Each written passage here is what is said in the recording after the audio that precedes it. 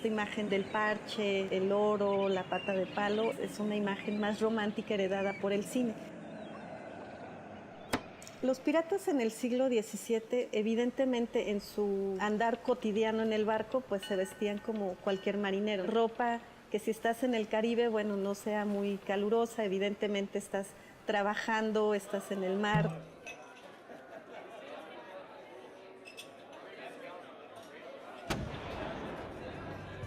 El puerto de San Francisco Campeche del siglo XVII y principios del siglo XVIII se va a convertir en un punto estratégico en el mercado marítimo, no solamente en el Golfo, sino también en el Caribe.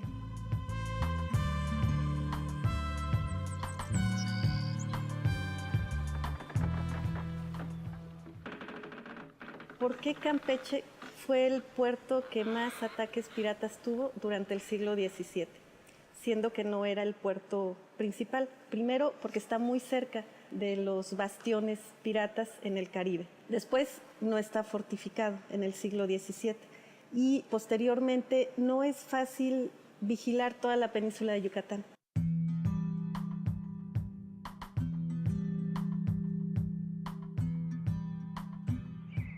Y el éxito de Campeche se debe sobre todo a algunos productos que tienen mucha demanda en esa época y que Campeche produce. La sal, principalmente, la cera de Campeche, que tuvo un gran comercio hasta el siglo XIX, y sobre todo el famoso palo de tinte.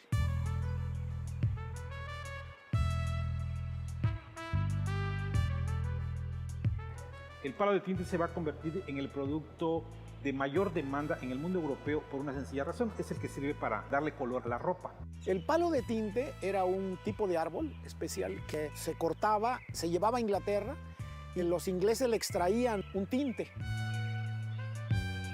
Daba tonos morados, era muy útil en la fabricación de telas, mucho más barato, mucho más eficiente, y el corte de ese palo en toda esa zona era muy atractivo.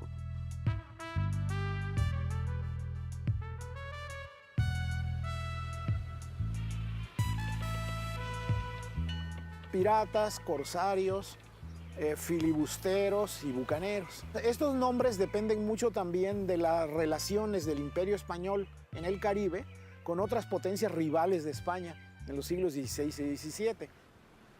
Los piratas eran como empresarios privados, donde ellos mismos financiaban sus expediciones y definían hacia dónde iban a ir y más o menos cuánto tiempo iban a estar atacando, en lo que encontraran un botín que les redituara su inversión. El pirata es en el mar lo que en tierra es un ladrón o un salteador de caminos. Se les llamó sobre todo piratas en el siglo XVI a los franceses, que fueron los principales piratas. Posteriormente aparecen los corsarios. Corsarios quiere decir básicamente piratas que trabajan para un gobierno enemigo de España.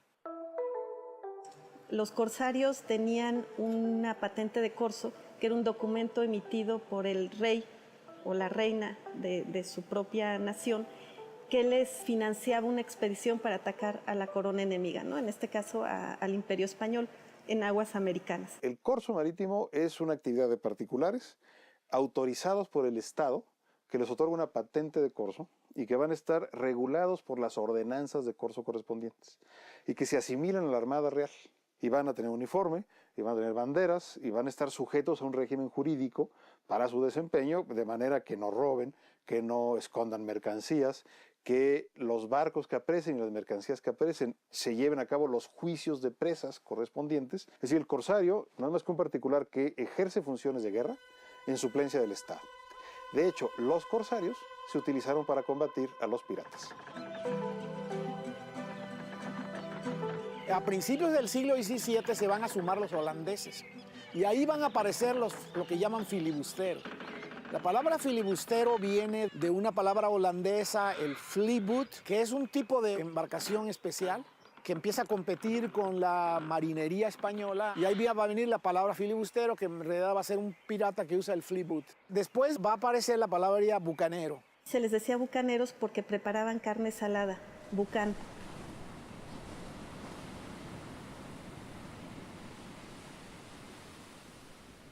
Y estos piratas en realidad habían existido desde la antigüedad. En este momento estamos en un momento de la primera globalización del planeta, que está básicamente a cargo de España después de la conquista de América. Entonces, España está tratando de mantener sus territorios en América. Y la parte más vulnerable en la primera colonización española había sido el Caribe. Aquí en ese sentido habría que decir que este Caribe histórico comprendía también el Golfo de México. Y en el Golfo mexicano va a ser muy importante Campeche y Veracruz. A partir del siglo XVI, Campeche se convierte en el puerto comercial más importante de la península. Esto va a marcar la diferencia con la capital, que es Mérida. Campeche es un puerto económico fundamentalmente. Campeche va a ser muy importante, sobre todo porque va a controlar el comercio de la península de Yucatán y parte de Centroamérica también. Campeche va a adquirir mucha importancia, sobre todo hacia la segunda mitad del siglo XVII, que es cuando empiezan sus principales fortificaciones.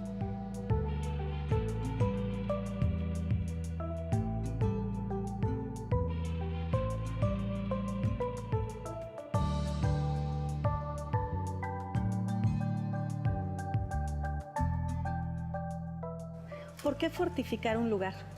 Evidentemente esto es una influencia europea, pero no se puede fortificar, por ejemplo, en el caso de Campeche, toda la península de Yucatán. O sea, los piratas podían llegar por cualquier punto de la costa. Se fortifica el puerto principal, que es Campeche, pero la construcción de estas murallas y sus baluartes se llevó alrededor de 18 años. Empezó en 1686. Después de una serie de ataques, después de tantos ataques, las autoridades españolas definieron que era importante fortificar el puerto de Campeche.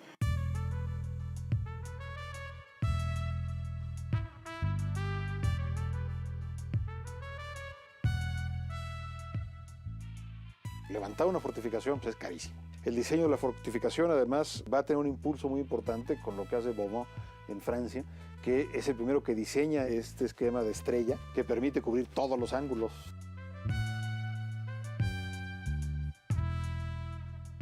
Son construcciones hechas conforme a un plan militar operado por ingenieros sobre todo de origen italiano y de origen holandés. Y todas estas fortificaciones son un plan general. No es solo Campeche, sino Campeche está junto con un plan de fortificación de todo el Caribe.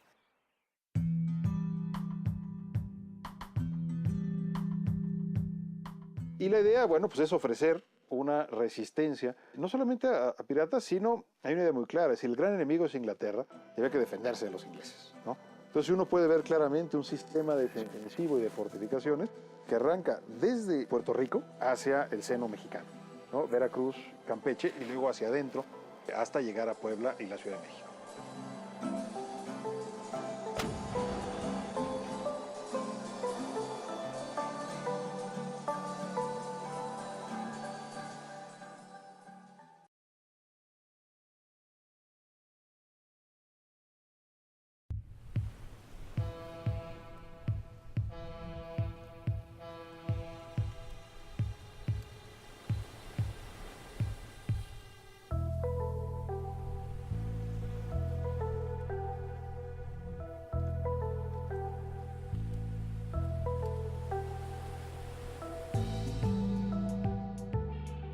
El puerto de Campeche estuvo constantemente atacado y los principales atacantes de Campeche fueron los franceses en el siglo XVI y posteriormente en el siglo XVII fueron los principales ataques. Y Campeche recibió a los grandes caudillos filibusteros y bucaneros. En el XVII, Diego el Mulato, François Leclerc, alias Pata de Palo, Lorencillo, Henry Morgan. Tuvo una presencia pirática casi cíclica, casi cada 10 años un gran ataque, ¿no? Y esto hizo que los campechanos fueran muy expertos en repeler ataques piratas, cosa que no ocurría con Veracruz, donde la situación era más desorganizada a nivel de la defensa. Y esto permitió, por ejemplo, Veracruz fue capturado por Lorencillo en 1683 y en el 85 todavía atacó Campeche.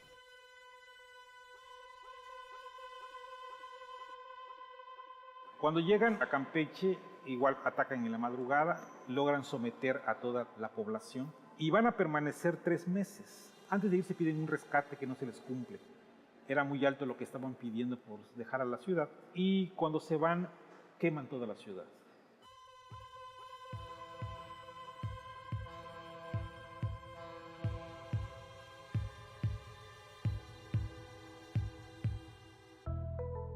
Después del ataque de Lorencillo, un proyecto de que desapareciera la San Francisco de Campeche y que se fundase un poquito más a tierra adentro para evitar los ataques y ya tener una mejor defensa.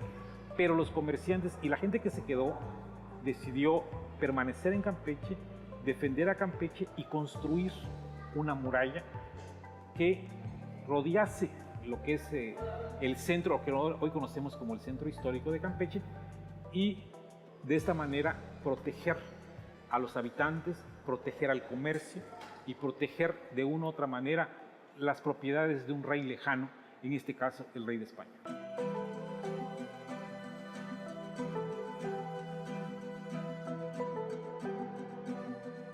Y lo que es muy interesante para el puerto de Campeche es que justamente cuando termina la fortificación en 1704, en ese momento la corona española ya está pactando con otras potencias europeas para eliminar el acto de la piratería y los corsarios. Y entonces ceden ciertos territorios del Nuevo Mundo a Inglaterra y a Francia a cambio de que dejen de enviar corsarios y piratas a sus aguas. Cuando los ingleses pactan en la Guerra de Sucesión, van a perseguir ellos también a los piratas, incluso ingleses.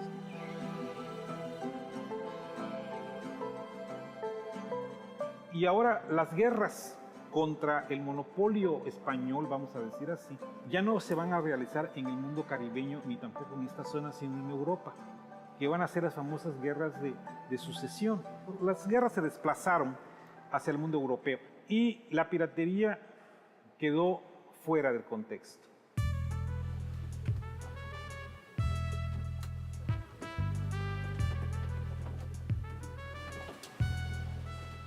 Contrabando, aplicado en su aspecto, digamos, aduanero, es la introducción de mercancías a territorio nacional sin el cumplimiento de los requisitos necesarios para su importación legal. El contrabando en el Golfo de México no se puede explicar sino por las mismas restricciones burocráticas, ¿no? Es como decir, era tan difícil regularizarse, vamos, en el comercio porque la corona española tenía una idea del comercio, una idea muy monopolista. Las relaciones comerciales de la Nueva España van a ser fundamentalmente con España.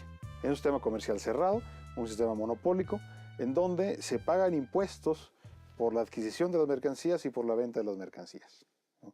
Lo cual encarece el producto. Por eso es tan atractivo el contrabando, que básicamente lo que busca es evitar el pago de lo que llamaríamos aranceles al comercio exterior o de derechos y impuestos especiales que se cobraban dependiendo de los diferentes puertos. Hay relatos y también acusaciones de muchos comerciantes que comerciaban con los piratas. Salían en botes pequeños, iban, comerciaban.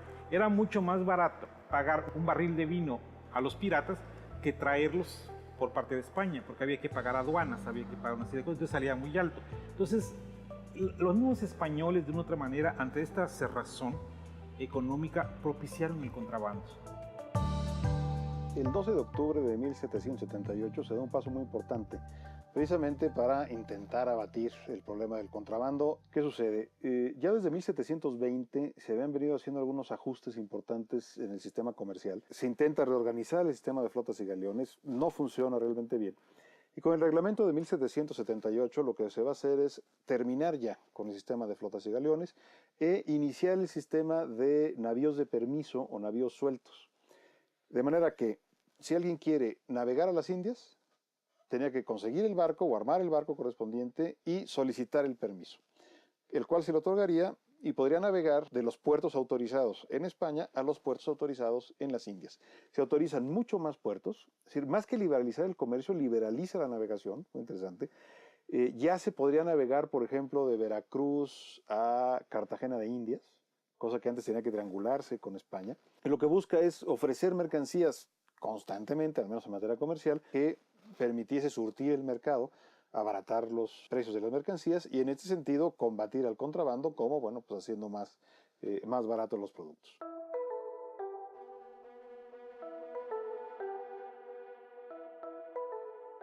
Todo este periodo, aparte de la reglamentación del decreto de 1778, va a crearse la aduana marítima de Campeche. Entonces, para que pudiese vivir la aduana, para que tuviera tener fondos, se van a crear toda una serie de decretos para cobrar aranceles.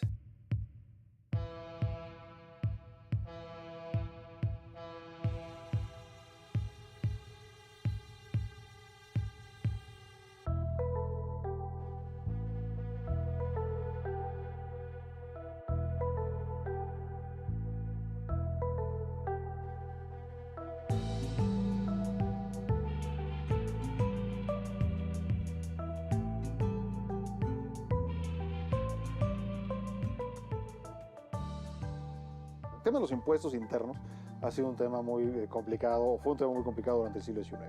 ¿Por qué? Porque muchos estados de la República cobraban los denominados impuestos alcabalatorios o los alcabalas, que eran impuestos que se cobraban por el paso de la mercancía de un estado al otro.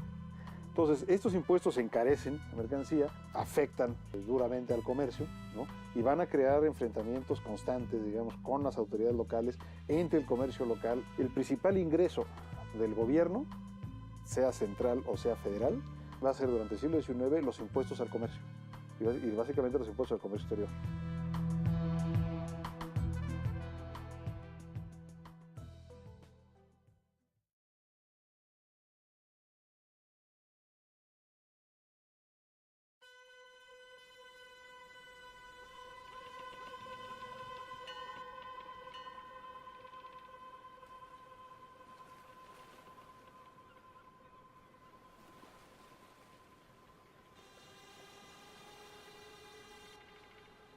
Las arribadas maliciosas fue un término jurídico que usaron los españoles para referirse a un tipo de ataque que no era ataque militar.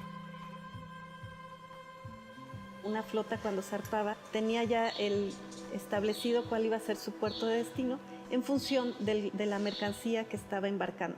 Y tenía prohibido hacer escala en otros puertos. ¿Por qué? Porque hacer escala en otros puertos implicaba un comercio ilegal, es decir, contrabando.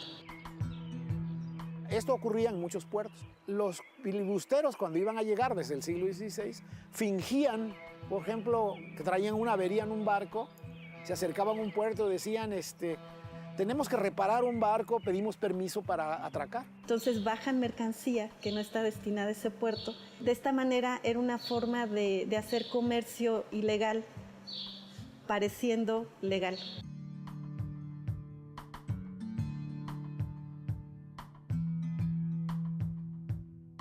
Y esto, claro, era muy condenado por las autoridades de la corona española, pero las autoridades locales generalmente participaban y eran cómplices. Había a veces una, vamos a decir, una complicidad entre los piratas, corsarios, filibusteros, bucaneros, con las autoridades españolas de los principales puertos, que bajita la mano comerciaban o permitían el contrabando a cambio de ciertas mordidas.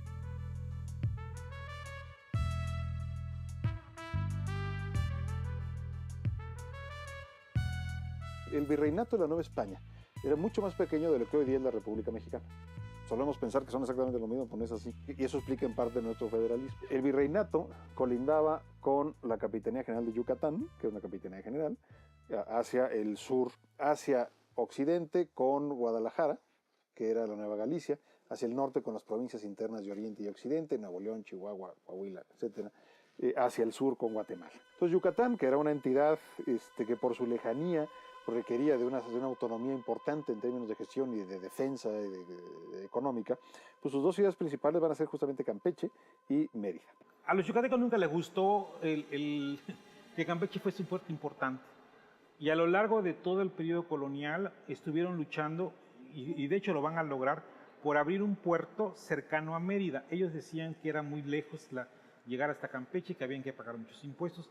Y en 1811 escriben al rey de España solicitando la apertura de un puerto que va a ser el puerto de Sisal. Y el puerto de Sisal va a empezar a competir con Campeche. Y es entonces cuando de una otra manera el puerto campechano va a empezar a decaer, porque los yucatecos le quitaron a Campeche esta fuerza económica que había tenido por más de 300 años.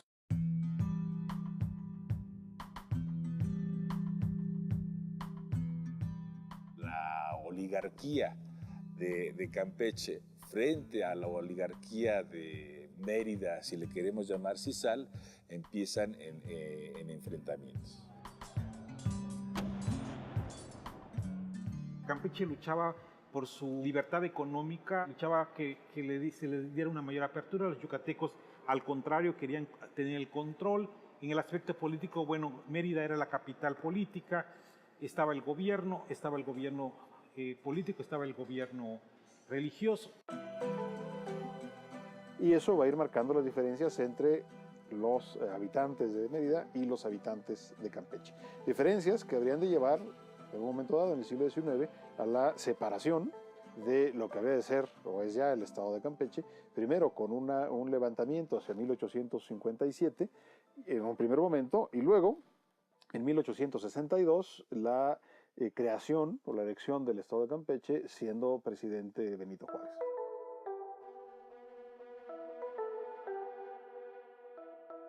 Mientras que en España los comerciantes son básicamente extranjeros, que se afincan en Sevilla o en Cádiz. En América pasa lo contrario. En América sí se permite que la aristocracia se involucre en el comercio. Entonces el gran comercio lo van a tener justamente los grandes aristócratas.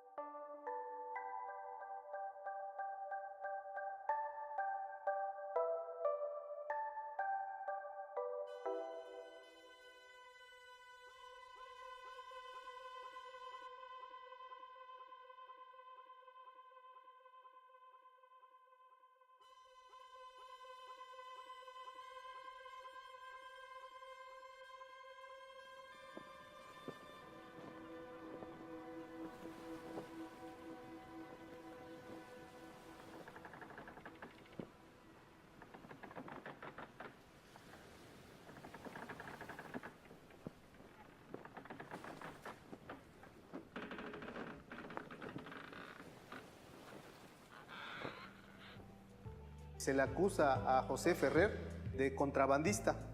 Son apresados por la aduana marítima, donde a ellos se les considera contrabandistas. Sus abogados argumentaban que él no había cometido ningún delito. Sencillamente van a quedar absueltos.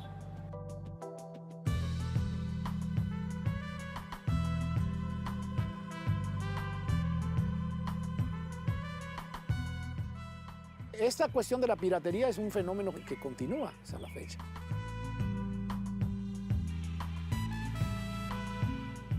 Siempre que existan estas condiciones y que exista un monopolio y un grupo en el poder que lo que más le interesa son sus propios beneficios y no una legalidad con mejores características para todos, va a haber el contrabando.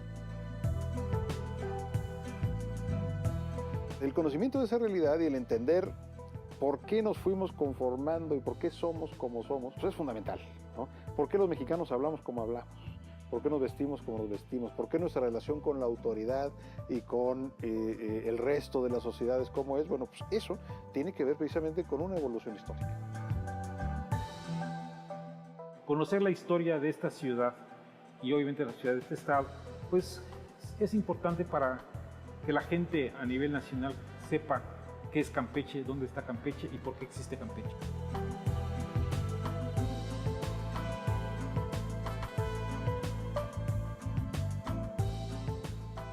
Entonces, cuando estudiamos la piratería y estudiamos la sociedad que sufrió la piratería, en realidad nos estamos estudiando a nosotros mismos.